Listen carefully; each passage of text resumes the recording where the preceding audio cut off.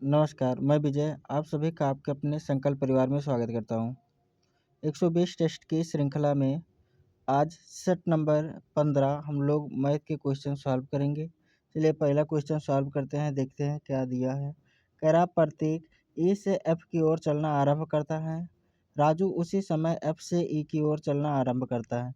प्रतीक तथा राजू की गति क्रमशः 20 किलोमीटर प्रति घंटा तथा 15 किलोमीटर प्रति घंटा है।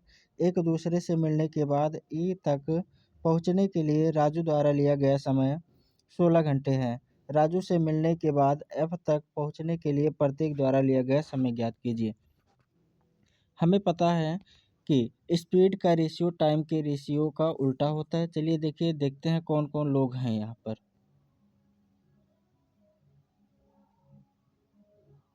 देखिए यहाँ पर प्रतीक है और राजू, लिख लेते हैं हम लोग। प्रतीक हैं और कौन है, राजू हैं, दो लोग हैं प्रतीक और राजू। इनके टाइम स्पीड का रेशियो, स्पीड इनका दे रखा है। स्पीड कितना कितना है, प्रतीक का है 20 किलोमीटर प्रति घंटा और राजू का है 15 किलोमीटर प्रति घंटा। इनका अनुपात ले लेते हैं।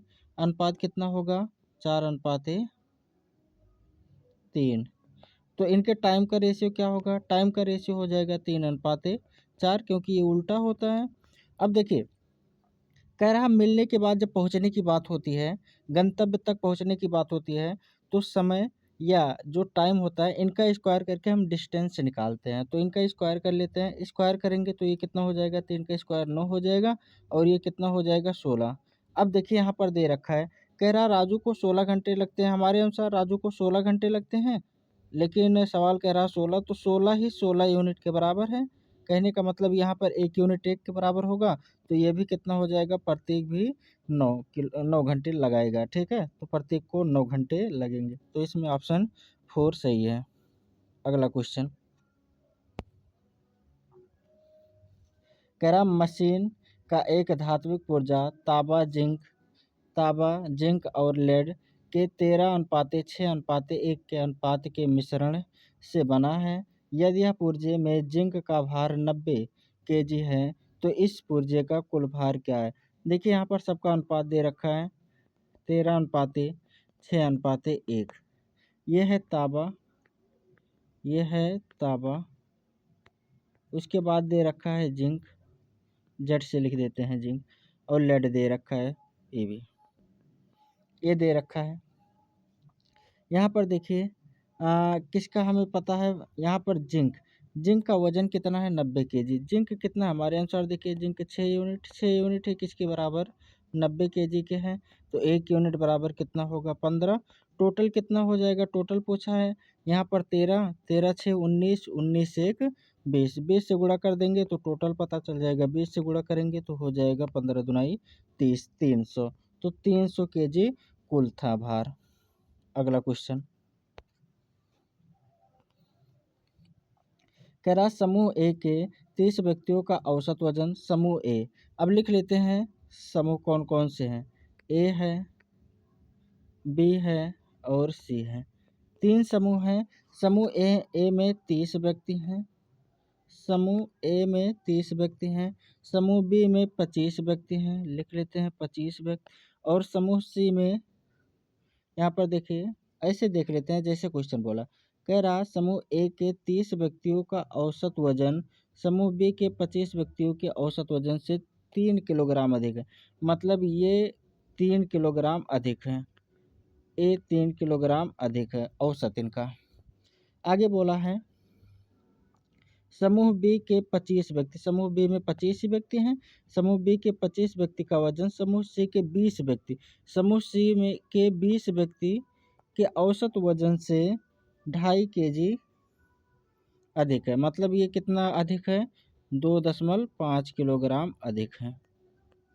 अब आगे देखते हैं, कह रहा है यदि ए के 30 व्यक्तियों का कुल वजन, ए के 30 व्यक्ति हैं, इनका कुल वजन दे रखा है 1725 दे रखा है। तो समूह ए और सी के व्यक्तियों का कुल औसत वजन ज्ञात करना है हमें। चलिए देख लेते हैं इनका टोटल औसत कितना हो जाएगा। टोटल औसत निकालेंगे, 3 से काटेंगे, 3 पचे 15, 3 सत्ते 21 और 3 पचे 15, एक अंक पर दशमलव, तो 57.5 kg समूह ए का औसत वजन है। जबकि ये बी से 3 केजी अधिक है, तो बी 3 केजी कम रहा होगा, 3 इसमें से घटा देंगे तो ये 54.5 रहा होगा बी। और बी जो है ये सी से 2.5 केजी ज़्यादा है, बी 2.5 केजी ज़्यादा है, तो ये भी कम कर देंगे, इसमें से कम कर देंगे 2.5, अगर 2.5 कम कर देंगे तो ये हो जाएगा 52। कह रहा अब ये सबका हमने भार निकाल लिया। अगर सबका भार निकाला तो अब करेंगे क्या, एवरेज निकाल देंगे। अब एवरेज निकालने के लिए क्या करेंगे, देखिए कितने व्यक्ति हैं, डेविएशन लगा देते हैं। ग्रुप ए में 30 व्यक्ति हैं, बी में कितने व्यक्ति हैं, 20 व्यक्ति हैं, इनका औसत कितना है, रेशियो लेते हैं, 0 से 0 कैंसिल हो जाएगा, ये 52 केजी हैं और ए में कितने केजी हैं, 57.5 केजी हैं, ये दे रखा है। डेविएशन लगाएंगे तो कितना मान लेते हैं, सबका औसत वजन कितना रहा होगा, 52। अगर सबका औसत वजन 52 रहा होगा तो ये 52 से कितना, ये 52 से कितना ज़्यादा है, 52 से 5.5 ज़्यादा है, 5.5 ज़्यादा है, तो ये गुणा करेंगे, 52 से ये 5.5 ज़्यादा है, गुणा करेंगे तो कितना हो जाएगा, 55 में गुणा करेंगे, 5 से 15, 5 से 15 एक 16, तो ये 16.5 ज़्यादा हो जाएगा, 16.5। और ये तो हमने 52 ही माना तो यहाँ पर 0 हो जाएगा। टोटल कितना है, 3 और 2 5, 5 से इसमें भाग दीजिए, कितना एक्स्ट्रा हो जाएगा, भाग देंगे तो 3 और 3, 3 और 3 मतलब 3.3 इसमें ऐड कर दीजिए। 3.3 केजी अगर ऐड करेंगे तो ये 55.3 हो जाएगा। तो पहला ऑप्शन सही हो जाएगा, दोनों का औसत वजन। अगला सवाल, एक 7 सदस्यों वाले परिवार की औसत उम्र 18 वर्ष है। यदि परिवार के मुखिया को अलग किया जाता है तो बचे हुए सदस्यों की औसत उम्र घटकर 13 वर्ष हो जाती है। चलिए देखिए, कह रहा है 7 व्यक्तियों का औसत वजन कितना है, 18, तो 7 गुणे 18 कर लेते हैं, पता चल जाएगा कुल वजन कितना था। परिवार का कुल वजन कितना, 126 केजी था पहले। अब मुखिया को हटा दिया गया तो बचे कितने लोग, 6 लोग बचे, और औसत इनका कितना हो गया, 13। अब कितना रहेगा औसत, 13 छक 78, अब 78 ही रहेगा। अगर इसमें से हम इसे घटा दें, पहले वाले को घटा दें, तो इसमें मुखिया की उम्र निकल जाएगी। घटा देते हैं, ये कितना हो जाएगा, 16 में से 8 गया 8, और ये हो जाएगा 11 4 48। पहला ऑप्शन सही हो जाएगा, 48 केजी मुखिया की 48 वर्ष हो जाएगा। अगला क्वेश्चन,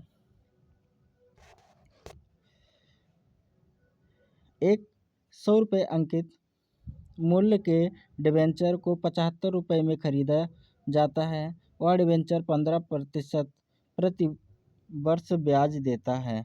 उस डिबेंचर पर चालू आय कितनी है, पता कीजिए। चलिए देखिए, 100 रुपये का कोई चीज़ खरीदा जाएगा, 75 में बेचा जाएगा।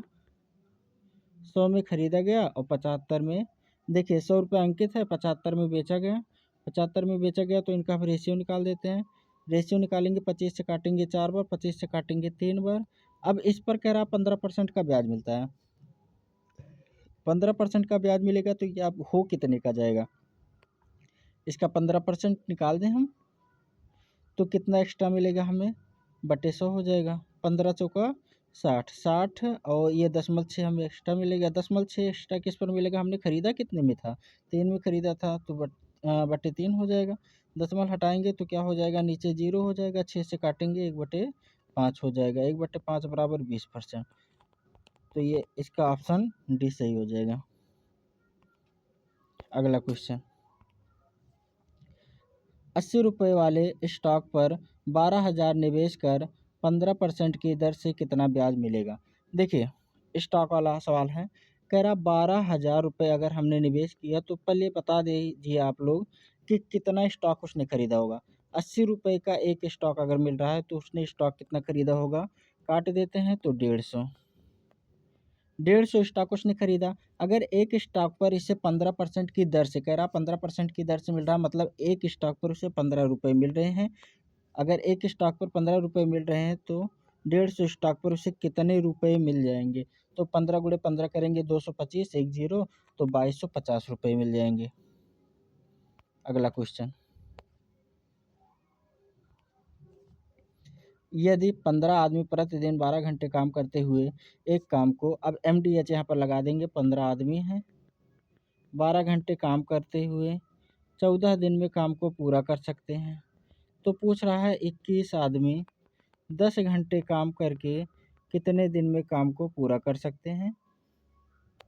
तो कितने दिन में काम को पूरा कर सकते हैं। अब देखिए 7 से काटते हैं 2 बार, 7 से काटेंगे 3 बार, और उसके बाद 3 से इसे काट देते हैं 5 बार, 5 से इसे काटेंगे 2 बार, और 2 से 2 कैंसिल हो जाएगा तो कितना आ जाएगा 12। तो 12 दिन में ख़त्म हो जाएगा। अगला क्वेश्चन, एक मालिक अपने मजदूरों की प्रति घंटा मजदूरी 4:5 के अनुपात में बढ़ाता है और प्रति सप्ताह की मजदूरी की अवधि 9:8 के अनुपात में घटाता है। यदि पहले उसके साप्ताहिक मजदूरी की राशि 585 रुपये थी तो अब उसमें कितनी वृद्धि होगी। चलिए देखिए किस किस अनुपात में, 4:5 के अनुपात में मजदूरी बढ़ाता है और 9:8 के अनुपात में मजदूरी की अवधि घटा देता है। तो देखिए पहले मान लेते हैं 4 घंटे का, पहले 4 रुपये उसे मजदूरी मिलते थे 1 घंटे में, और 9 घंटे काम करता था। टोटल मजदूरी कितने हो जाएंगे, इनका गुणा कर देंगे। अगर इनका गुणा करेंगे तो 9 चौक 36, पहले मजदूरी इसकी 36 रुपये होती थी, अब कितनी हो जाती है 5 घंटे, अब 5 रुपये मजदूरी मिलती है, 8 ही घंटे काम करता है, तो गुणे करेंगे 40 हो जाएगा, 40 रुपये हो जाएगा। अब देखिए कह रहा पहले इसकी मजदूरी 585 रुपये थी, हमारे अनुसार पहले मजदूरी उसकी कितनी थी 36 रुपये थी, तो 36 यूनिट ही किसके बराबर है 585, लिखेंगे 585 यूनिट किसके बराबर थी 36 के, तो बटे 36 हो जाएगा। ये हो गया 1 यूनिट का मान। तो कह रहा अब उसमें कितनी वृद्धि हुई, अब कितनी वृद्धि हुई यहाँ से देख लीजिए, वृद्धि कितने की हुई 4 की हुई, 4 से गुणा कर देंगे, 4 से काटेंगे 9 बार, और 9 से इसे काटेंगे तो 9 छक 54 और 9 पचे 45, 65, तो 65 की वृद्धि होगी, 65 रुपये की। अगला सवाल,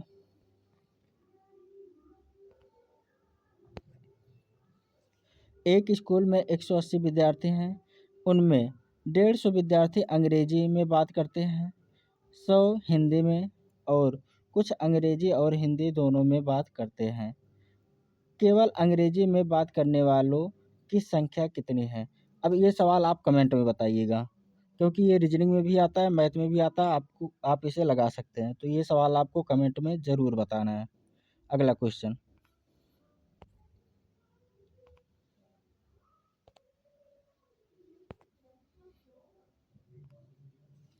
एक वर्ग एक वर्गाकार मैदान होना चाहिए। एक वर्गाकार मैदान का क्षेत्रफल 625 मीटर है। 25 मीटर की दर से उसे घेराबंदी करने में कितना खर्च होगा। अब देखते हैं, क्षेत्रफल दे रखा है 625। अब वर्ग के क्षेत्रफल का फार्मूला आपको पता है, ए स्क्वायर होता है। अगर ए स्क्वायर बराबर उसने कितना दे रखा है 625 दे रखा है, तो ए बराबर कितना हो जाएगा, वर्गमूल निकाल देंगे। अगर इसका वर्गमूल निकालेंगे 25, अगर इसकी भुजा 25 हो गई, तो कह रहा 25 रुपये मीटर की दर से घेराबंदी करने के लिए खर्च कितना आएगा। तो सबसे पहले हमें परिमाप निकालना होगा। परिमाप निकालने के लिए इसमें 4 से गुणा कर दीजिए, परिमाप हो गया। परिमाप कितना था 100 मीटर, मतलब घेराबंदी 100 मीटर में हमें करना है। 1 मीटर करने पर 25 रुपया खर्च होता है, तो कितना रुपये टोटल हो जाएगा, 25 गुणे 100 बराबर 2500, तो 2500 रुपये खर्च होंगे। अगला क्वेश्चन, जब एक किताब को 10 रुपये में बेचा जाता है तब 3 रुपये का मुनाफा होता है।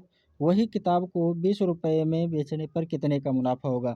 इस क्वेश्चन में देखिए बोला है 10 रुपये जब खर्च करते हैं, 10 रुपये में कोई वस्तु बेचा जाता है, 3 का मुनाफा होता है, तो यहाँ पर 2 गुना पैसे कर दिया गया, तो ये भी 2 गुना हो जाएगा, मतलब 6 रुपये का मुनाफा हो जाएगा। अगला क्वेश्चन, अब देखिए इस क्वेश्चन में है क्या, ये फार्मूला दे रखा है किसका, 2x माइनस 3y का होल क्यूब दे रखा है, minus 18xy into 2x minus 3y। तो इसका आंसर डायरेक्ट हो जाएगा क्या, यहाँ पर देखिए इसका डायरेक्ट आंसर दिख रहा है 8x cube minus 27y cube, क्योंकि ये होल क्यूब का फार्मूला बनेगा। होल क्यूब यहाँ से इसने पक्षांतर कर लिया है, इसलिए ऐसा दिख रहा है। तो आप जब पक्षांतर करेंगे तो आपको यही तीसरा वाला मिलेगा इसे। अगला क्वेश्चन,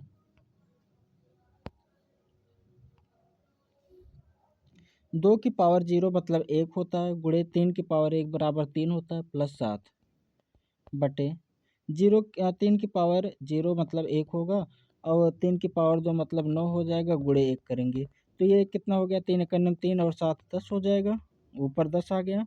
नीचे देखते हैं, 9 एकम 9 और 1 10 हो जाएगा, 10 से 10 कैंसिल हो जाएगा, आंसर आ जाएगा 1। तो चौथा ऑप्शन इसका सही है। यदि दो वृत्तों के क्षेत्रफल का अनुपात 9:4 है तो उनकी त्रिज्याओं का अनुपात क्या होगा, वर्गमूल निकाल दीजिए। 9:4 है तो इनका वर्गमूल निकाल देंगे, वर्गमूल कितना हो जाएगा, 3:2, तो इसका आंसर हो जाएगा दूसरा 3:2। अगला क्वेश्चन ये रिपीट हो गया है, आगे बढ़ेंगे। एक वर्ग के विकर्ण की लंबाई 5√2 सेंटीमीटर है, उसकी परिधि ज्ञात कीजिए। विकर्ण का फार्मूला क्या होता है, आपको विकर्ण का फार्मूला मैंने बताया है। विकर्ण बराबर होता है अंडर रूट टू ए। देखिए अंडर रूट तो दिख रहा है, ए के स्थान पर 5 है, तो भुजा बराबर क्या हो गया, 5, ए बराबर 5 हो जाएगा, यहाँ से निकाल लेंगे हम। अगर ए बराबर 5 आया तो परिधि का फार्मूला होता है 4a, तो इसमें 4 से गुणा कर दीजिए, आंसर आ गया 4 पंचे 20, तो 20 सेंटीमीटर हो जाएगा। अगला क्वेश्चन, पी क्यू और आर केंद्रों के 3 वृत्त बाहर से आपस में स्पर्श करते हैं, ऐसा होना चाहिए, जिनकी त्रिज्या 3 सेंटीमीटर, 4 सेंटीमीटर, 5 सेंटीमीटर है। त्रिभुज पी क्यू आर की परिधि का पता लगाएं। अब चलिए देखते हैं, पहले हम आपको फिगर बनाकर इसका दिखाते हैं। देखिए कह रहा है 3 वृत्त हैं, और जो कि आपस में 3 वृत्त हैं, बना देते हैं।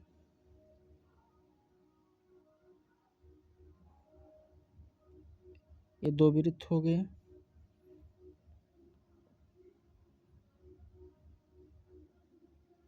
तीन वृत्त हो गए, आपस में सभी को टच कर रहे हैं, और इनका रेडियस जो है वो अलग अलग है। इनका रेडियस सबका अलग अलग है। अब रेडियस देखिए क्या क्या दे रखा है, एक का दे रखा है 3 सेंटीमीटर, एक का 3 सेंटीमीटर यहाँ से यहाँ तक, एक का 4 सेंटीमीटर यहाँ से यहाँ तक, ये मान लेते हैं 4 सेंटीमीटर है, ये 3 सेंटीमीटर है, और एक दे रखा है कितना, ये दे रखा है 5 सेंटीमीटर, और ये 5 सेंटीमीटर दे रखा है, ये 5 सेंटीमीटर दे रखा है। हम सभी को मिला देते हैं तो ये भी 3 सेंटीमीटर होगा, यहाँ से यहाँ तक ये भी कितना होगा, 5 सेंटीमीटर होगा, और यहाँ से यहाँ तक ये भी कितना होगा, 4 सेंटीमीटर होगा। अगर हम देखें परिधि ही तो पूछा है त्रिभुज का, अगर त्रिभुज का परिधि पूछा है तो सबको जोड़ देते हैं, सबको जोड़ेंगे तो ये 8 हो गया, ये 10 हो गया, और ये कितना हो गया, 6 हो गया। 10 और 8 18, 18 6 24, तो पहला ऑप्शन इसका सही हो जाएगा। और इतना मेहनत इसमें नहीं करना, सबको जोड़ करके 2 गुना कर दीजिए, बस आंसर आ जाएगा। अगला क्वेश्चन,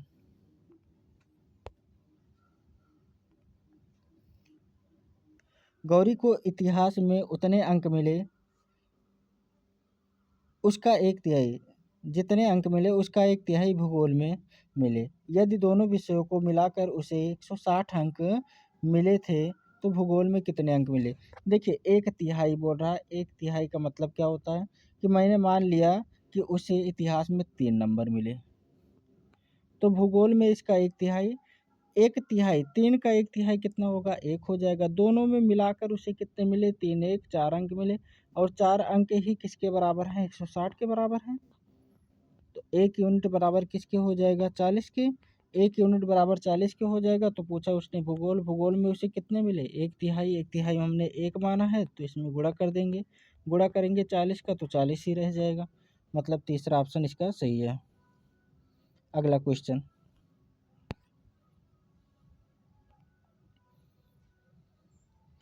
एक समचतुर्भुज के बड़े विकर्ण की लंबाई 60 सेंटीमीटर तथा इसका छोटा विकर्ण बड़े विकर्ण से 4 सेंटीमीटर कम है। इस समचतुर्भुज का क्षेत्रफल एक आयत के क्षेत्रफल के बराबर है। इसकी लंबाई चौड़ाई से 2 सेंटीमीटर अधिक है। आयत का परिमाप ज्ञात कीजिए। चलिए देखते हैं। कह रहा समचतुर्भुज है। समचतुर्भुज के क्षेत्रफल का फार्मूला क्या होता है? 1/2 पहला विकर्ण गुणे दूसरा विकर्ण। पहला विकर्ण उसने दे रखा, एक विकर्ण दे रखा, इसने कितना दे रखा है? 60। तो हम डायरेक्ट लिखते हैं क्षेत्रफल का फार्मूला होता है 1/2। एक विकर्ण उसने दे रखा है 60 सेंटीमीटर, तथा दूसरा विकर्ण जो है, ये तो लंबा वाला विकर्ण है, बड़ा वाला विकर्ण। दूसरा वाला विकर्ण जो है ये 4 सेंटीमीटर इससे कम है। 4 सेंटीमीटर इससे कम करेंगे तो कितना हो जाएगा? 56। तो समचतुर्भुज का क्षेत्रफल का फार्मूला ये हो गया। और यही बराबर है किसके? आयत के क्षेत्रफल के। आयत के क्षेत्रफल के बराबर है, तो सॉल्व कर लेते हैं। आयत का भी क्षेत्रफल इतना ही होगा लगभग। काट देते हैं 30 बार, तो 30 बार आयत का क्षेत्रफल इतना रहा होगा। अब कह रहा है इनके लंबाई और चौड़ाई में अंतर कितने का है? 2 का। तो इसका ऐसा फैक्टर करें कि अंतर कितने का आ जाए? 2 का। चलिए इसे तोड़ते हैं, तो ये 7 8 56 होता है। और 30 को अगर हम तोड़े तो क्या होगा? 30 को तोड़ेंगे तो 5 और गुणे 6 में टूटेगा। देखिए इसमें 7 में अगर 6 से गुणा करा दें और इसमें 5 से गुणा करा दें, तो ये दोनों फैक्टर हमने इन दोनों में गुणा करा दिया, तो ये हो जाएगा 42 और ये हो जाएगा 40।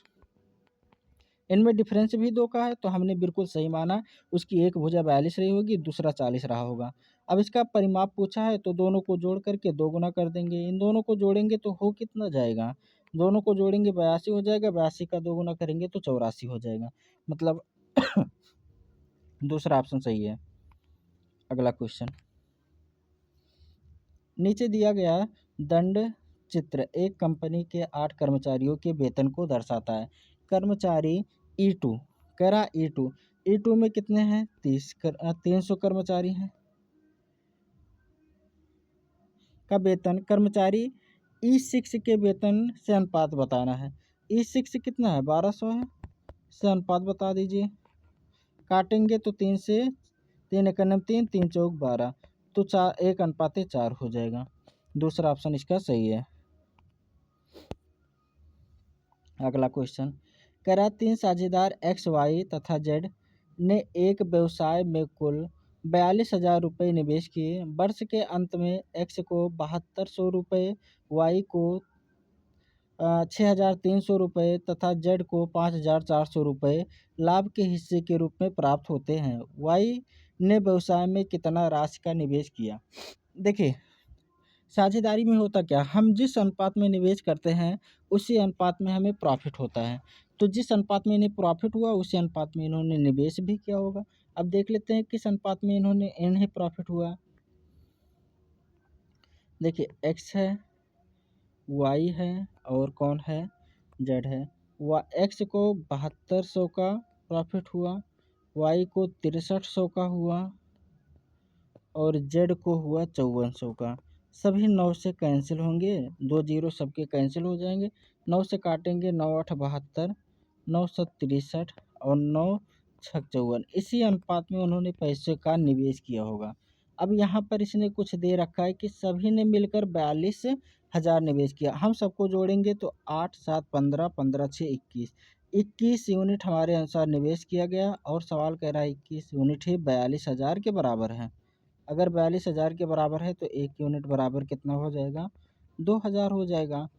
अब जिसका पूछा उसमें गुणा करा देंगे। वाई कितना है? 7 यूनिट है। 7 से गुणा कराएंगे तो 7 दूना 14, 14,000 रुपये वाई ने निवेश किया था। अगला क्वेश्चन इसे देखते हैं। करा नीचे दिए गए रेखा चित्र 6 वस्तुओं के क्रय मूल्य और विक्रय मूल्य को दर्शाता है। यहाँ पर देखिए क्रय मूल्य और विक्रय मूल्य को दर्शा रहा है। निम्नलिखित में से कौन सा कथन सही है? इसमें बताना है कौन सा कथन सही है। अब पहला देखते हैं। यहाँ पर कह रहा वस्तु A1 तथा A2 पर हानि का औसत मूल्य 300 है। क्या देख लेते हैं। अब देखिए पहले जो ऊपर चल रहा है वो है क्रय मूल्य और जो नीचे चल रहा है वो है विक्रय मूल्य। देखिए क्रय मूल्य यहाँ पर 500, A1 में कितना है? 500 और विक्रय कितना है? 400। तो यहाँ पर हानि हुआ कितने का? 100 रुपये का। A1 में हानि हुआ 100 रुपये का। A2 में कितने का हानि हुआ? ये ऐसे देख लेते हैं। तो 600 300 मतलब 300 का हानि हुआ। यहाँ पर 300 का हानि हुआ। कह रहा है पर हानि का औसत मूल्य 300 है। इन दोनों को जोड़ देते हैं। औसत निकालने के लिए दोनों को जोड़ेंगे और आधा करेंगे। दोनों को जोड़ेंगे 400 हो जाएगा, 400 का आधा करेंगे तो 200 हो जाएगा। मतलब ये सही नहीं है। यहाँ पर औसत हानि 200 रुपये हुई है, 300 नहीं हुई है। अब कह रहा वस्तु 5A तथा A5 तथा A6 पर हानि के मूल्य के बीच का अंतर 50 है। अब देख लेते हैं A5 और A6 में क्या 50 रुपये का अंतर है। A5 कहाँ पर है, A5 यहाँ पर है। इसका देखते हैं इनके बीच डिफरेंस कितने का है, 100 का है। और A6 के बीच डिफरेंस कितने का है, यहाँ पर देखिए 50 का है। 100 यहाँ पर 50, इनके बीच अंतर कितने का है, 50 का है। हाँ बिल्कुल 50 का है इनके बीच डिफरेंस, तो ये वाला सही हो जाएगा। तीसरा कह रहा है सभी वस्तुओं के क्रय मूल्य तथा विक्रय मूल्य के बीच का अंतर 750 रुपये है। देख लेते हैं सभी का पहले क्रय मूल्य निकाल लेते हैं। 15 ये हो जाएगा 5 और 6 11, 11 3 14, 14 3 16, 16 2 18, 18 4 22, 18 4 22, 2250। एक बार फिर से जोड़ लेते हैं 11 14, 14 4 18 2 20 3 2350 हो जाएगा। अब सभी को देखिए क्रय मूल्य 2350 है सभी का जोड़ने पर। अब विक्रय मूल्य जोड़ लेते हैं। विक्रय मूल्य 4 3 7 2 9, 9 1 10, 10 4 14, 1 1500। ये कितना है 1500। इनके बीच डिफरेंस कितने का है, अगर इनके बीच डिफरेंस निकालेंगे तो 800, ये 2350, 850 रुपये का डिफरेंस आएगा। इसने बोला है 750 का, नहीं 750 का डिफरेंस नहीं 850 का है, तो सिर्फ 2 सही है इसमें। एक बार फिर से देख लेते हैं जोड़ने में गलत उलत तो नहीं हुआ। तो ये हो जाएगा 11 11 3 14, 14 और 2 16, 16 4 20, 3 23, बिल्कुल सही है। अगला क्वेश्चन, तो इसमें ऑप्शन 2 सही है। एक व्यक्ति किसी निश्चित राशि को 5% की वार्षिक दर से साधारण ब्याज पर उधार देता है तथा 16 वर्षों में प्राप्त किया गया ब्याज उधार दी गई राशि से 700 रुपये कम है। उधार दी गई राशि क्या है, चलिए मान लेते हैं किसी व्यक्ति ने 100 रुपये उधार दिए। कितने वर्ष के लिए, 5 वर्ष के लिए। 5 वर्ष के लिए 100 रुपये उधार दिए, 5% वार्षिक दर से 16 वर्ष के लिए उधार दिए, तो हमें ब्याज कितना मिल जाएगा, बटे 100 हो जाएगा। 100 से 100 कैंसिल हो गया, 16 पंचे 80, हमें ब्याज मिलेगा 80, जबकि हमने निवेश कितना किया था 100 रुपये। डिफरेंस कितने का है 20, यही 20% का डिफरेंस ही किसके बराबर है 700 के। अगर ये 20% का डिफरेंस 700 के बराबर है, काट देंगे 35 हो जाएगा, तो 100% बराबर 3500 हो जाएगा। तो मूलधन पूछा है, ये हो जाएगा 3500 रुपये। तो 3500 रुपये राशि रही होगी। अगला क्वेश्चन, 3 समान दक्षता की बोतलों में दूध तथा पानी के मिश्रण का अनुपात क्रमशः 2:3, 1:2 तथा 4:3 है। इन 3 बोतलों को एक बड़ी बोतल में खाली कर दिया जाता है।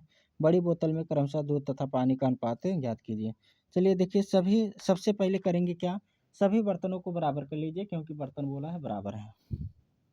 तो देखिए मिल्क है, लिख लेते हैं मिल्क और वाटर। पहले बर्तन में अनुपात इनका कितना है 2:3, 2:3 है। इनका योग कितना होगा, ऐसे लिख देते हैं। फर्स्ट बर्तन इनका 2:3 है, तो योग कितना हो जाएगा 5, सिर्फ योग हम लिख रहे हैं। ये कितना हो जाएगा, दूसरे बर्तन का योग हो जाएगा 3, और तीसरे बर्तन का योग कितना हो जाएगा, तीसरे बर्तन का योग हो जाएगा 7। सबको बराबर करने के लिए हमें इनका एलसीएम लेना पड़ेगा। मतलब अब लिख देते हैं। तो करते क्या है, पहले बर्तन को बराबर करने के लिए इन दोनों का गुणा पहले वाले बर्तन में करा देते हैं। इन दोनों का गुणा हो जाएगा 35, 35 में 2:3 का रेशियो हो, उसमें गुणा करा देते हैं। 35 का गुणा 2 में कराएंगे 70 हो जाएगा। पहले बर्तन 70 हो जाएगा पहले मिल्क, और ये कितना हो जाएगा 35, 21 है, ये 21 दूना 42 हो जाएगा। ये 21 दूना 42 हो जाएगा, और 21 तिहाई 63 हो जाएगा। तो वाटर 63 हो गया। दूसरे वाले को बराबर करने के लिए हम किससे गुणा कर देते हैं 35 से। 35 से गुणा करेंगे, 35 सेकंड में 35 हो जाएगा, 35 दुनाई 70 हो जाएगा। और तीसरे वाले बर्तन को बराबर करने के लिए इनसे गुणा कर देंगे 15 से, 15 चौका 60 हो जाएगा और 15 तियाँ 45 हो जाएगा। सबको जोड़ लीजिए, बस आंसर आ जाएगा। इधर जोड़ेंगे तो 8 आएगा। इकाई अंक 8 किसका है? बस यही है, पूरा जोड़ना भी नहीं है हमें। अगला सवाल,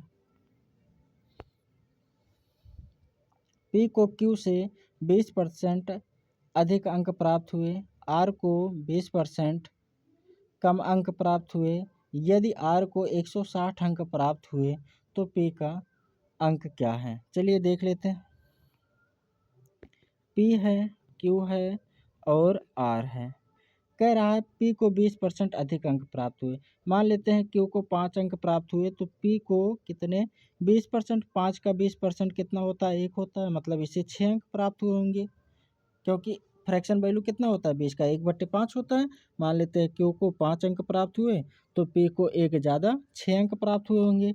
इसी प्रकार से आर को 20% कम अंक प्राप्त हुए। अगर पी 5 है तो आर को 1 कम 4 अंक प्राप्त होंगे। यही 4 अंक ही किसके बराबर है? इसमें दे रखा है 160 के, तो 1 यूनिट बराबर किसके हो जाएगा? 40 के। पूछा किसका है? पी का। 40 में गुणा करा दीजिए तो कितना हो जाएगा? 4 छक 24, 240। पहला ऑप्शन सही हो जाएगा। अगला क्वेश्चन, एक रेलगाड़ी 50 किलोमीटर प्रति घंटा की चाल से चल रही है। 625 मीटर की एक दूरी को तय करने में उसे कितने सेकंड लगेंगे? चलिए देखिए, टोटल दूरी बटे क्या होता है? समय होता है। चाल बराबर दूरी बटे समय होता है। दूरी कितना है? 625 मीटर। और चाल क्या है? 50 किलोमीटर प्रति घंटा। इसे मीटर प्रति सेकंड में बदल लेते हैं।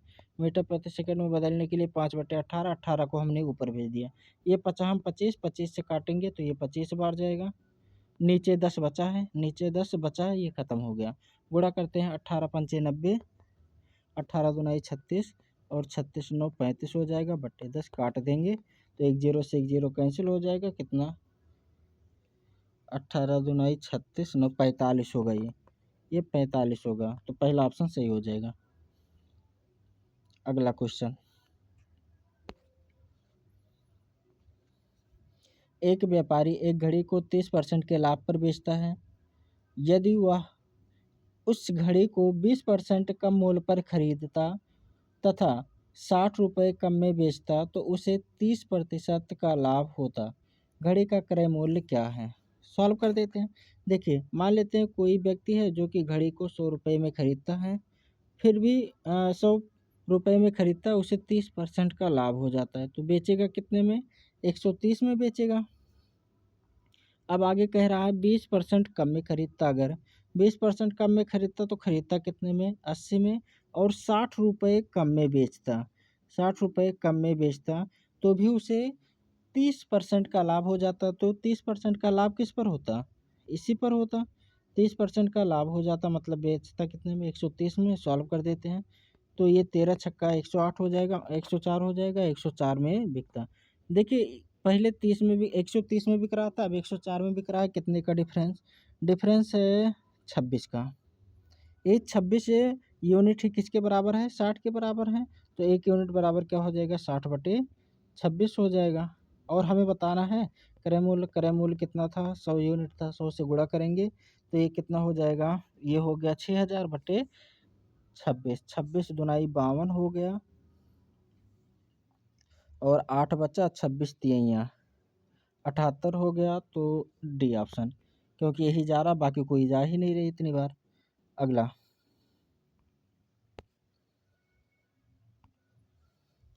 अनिल अकेले एक कार्य को 28 दिनों में पूरा कर सकता है तथा करण अकेले उसी कार्य को अनिल द्वारा लिए गए समय के आधे समय में पूरा कर सकता है। दोनों मिलकर कुल कार्य का 3/7 भाग कितने दिनों में पूरा करेंगे? चलिए सॉल्व करते हैं, देखते हैं क्या कह रहा है। देखिए अनिल, यहाँ से सवाल को सॉल्व करेंगे हम लोग। कह रहा करण अकेले उसी कार्य को अनिल द्वारा लिए गए समय के आधे समय में पूरा कर सकता। अनिल द्वारा लिए गए समय, ये देखिए समय का रेशियो एफिशिएंसी के रेशियो का उल्टा होता है। मैंने दोनों लिख दिया, ठीक है।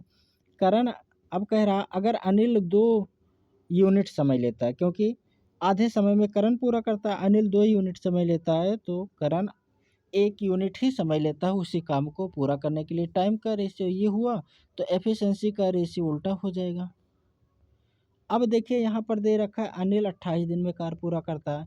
अगर अनिल 1 दिन में 1 यूनिट काम करता है तो 28 यूनिट काम पूरा करने में, मतलब 28 दिन में काम पूरा करने के लिए कितना यूनिट काम करेगा वो? तो 1 गुणे 28 मतलब 28 यूनिट काम करेगा। टोटल काम ही था 28 यूनिट। अब हमने निकाल लिया टोटल कार्य, तो कह रहा दोनों मिलकर कुल कार्य का 3/7 भाग, 3/7 भाग ही कराना है, 3/7 भाग ही पूरा कराना है। दोनों मिलेंगे तो कितना यूनिट काम करेंगे? 2 यूनिट तो अनिल करेगा, अनिल नहीं करण करेगा, 1 यूनिट कौन? अनिल करेगा। दोनों मिल करके 3 यूनिट काम करेंगे, बटे 3 होगा। 3 से 3 कैंसिल, 7 से ये 4 बार जाएगा, तो 4 दिन में काम खत्म हो जाएगा। अगला क्वेश्चन बस यहीं पर समाप्त होता है। तो आप लोग को अगर वीडियो अच्छी लगती है तो कमेंट में ज़रूर लिख दिया करें। धन्यवाद।